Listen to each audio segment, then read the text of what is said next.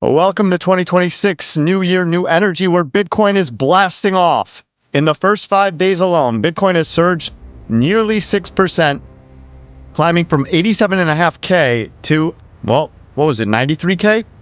This is a bullish start to the year. But hold on a second. In other news, the shocking, and I am shocked, U.S. capture of Venezuela's dictator, Nicolás Maduro, on January 3rd has moved commodity markets. What does this mean for global markets? Stay tuned, as I'm going to break it all down in this emergency video. Let's get right into it. It's great to be here. 2026. Grok tells me, I use Grok as my data analyst, and he tells me, do 2 long forms a week, and some people want more. So I just have to say, I have to step in and say, Grok, I know the algo says one thing, but I'm going to give more content, unscheduled content, during the week when I see fit. And today is one of those days. Bitcoin, let's get right into it. I'm going to draw some lines here. Boom. Resistance, or support, Resistance, resistance, resistance. In my previous videos, I went over the RSI and how I said the RSI would probably test 50. Now, I'm not God. I don't know the future. I don't know what's going to happen. But the RSI is testing the moving average line right here at around 44. This is a critical level of the RSI because let's draw another line, and let's say this is our support resistance flip. I would expect the RSI to come up. I would expect Bitcoin's price to come up to 94 to 97K because that's the Gaussian midline there. The Gaussian channel is on the weekly. If this is your first time viewing my stuff, the Gaussian channel has held up as support in previous bull markets, and when it fails, it sets up as quicksand or resistance or pulling Bitcoin's price down to bear market lows, as we've seen in 2018, 2022, and now what we are seeing in real time in 2025, 2026 as it enters the Gaussian channel, okay?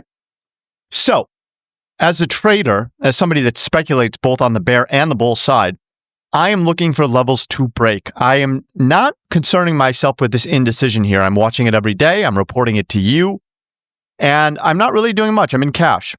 But if it breaks 83K on a daily or weekly, if it closes below that 83K, I'm confident I can take out shorts. And if it breaks and holds above 94, and then 97 is the midline, that's a real critical one.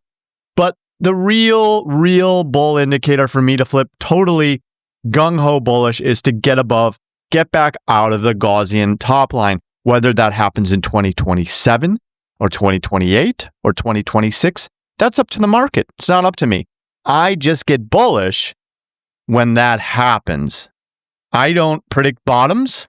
I don't call tops. I go with the trend because the trend is my friend until the end of the trend. So, I'm very happy for Bitcoin because I still have some left. I sold like 90% of it when it failed here.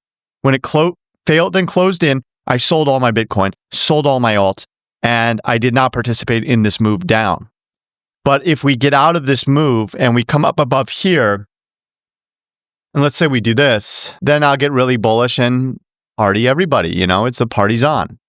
What am I expecting? I'm expecting it to do this and, find its bottom, not in this time frame, but just, what I'm talking about. It's like, it's going to test. What I'm expecting it to do is test the midline and maybe even the top line and then come back down. Just because I'm a cycle theory guy. Okay. So that's Bitcoin. That's your update on Bitcoin. I'm going to keep it short and sweet. And then we'll go over to my Twitter. If you want to follow me on Twitter, I'm Macro Ghost. No, I'm sorry. I'm not Macro Ghost. I'm Deep Value 69420, the perfect trade, the Macro Ghost. That's me. And let's go down here to something I retweeted right there. I covered it in a short. So if you want to see my short videos, they're a little bit more fun to watch. They're animated. They use AI. The long forms don't use AI. I just go over the facts here in the long forms. And in case you don't realize what just happened, Venezuela holds the largest oil reserve in the world at 300 billion barrels. That's hard crude. That's not light sweet. That's not refined sweet light crude, which is more usable to use in manufacturing to turn into oil, to turn into gasoline that your cars use, right? This is hard crude, unrefined, underground. But as President Trump said, he's going to be sending in U.S. oil companies And as a reaction to that, U.S. oil companies are now all trading up on the futures markets. So, of course, the market's going to bake that in and say, well, the oil companies are really going to bet Exxon, Chevron, Mobil, and go into Venezuela and start mining and refining that oil. Okay, so the macro result of that is that oil should be dropping. It should be dropping immediately, like the futures markets. Now, the price of gasoline, that should be probably reflective in the next 1 to 4 months. You should see that because that's the last line of the refined oil is when it turns into gasoline for your car. And Trump really wants to get $2 gasoline around the country because he knows that that is a major household spend. If you're a household in America, chances are you have a car, unless you live in New York City.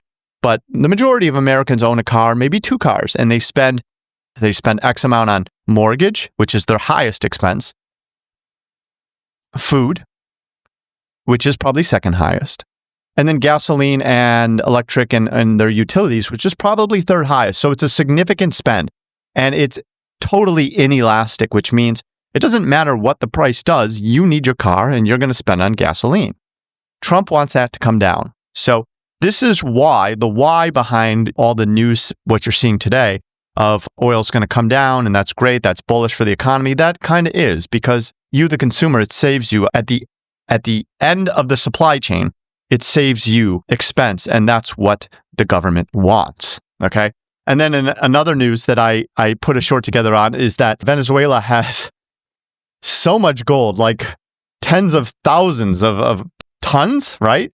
1.4 trillion at 43.60 an ounce. Now, that doesn't really do anything for gold. You know, it's just kind of a clickbait, but they do have not just oil. They have minerals, gold, Colton, which is blue gold, which is used in some form of industrial engineering, and rare earth, which is used in AI. The blue gold that powers every smartphone. Oh, there you go, an EV battery. So significant findings in Venezuela, not just oil, but gold, blue gold, and rare earths.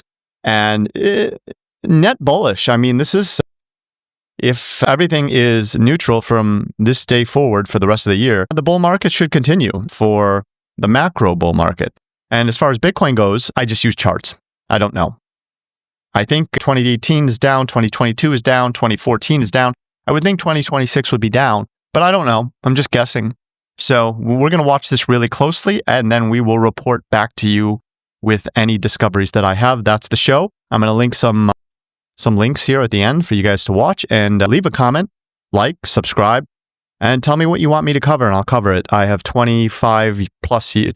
Since I was 18 years old, I've been doing macroeconomics, trading, financial markets for various institutions, USA and China. So I know China macro as well as USA macro. So global macro. But that's going to be it for today. So great. Have a good week and Happy New Year and a good start to the week, month, and year. Thank you very much.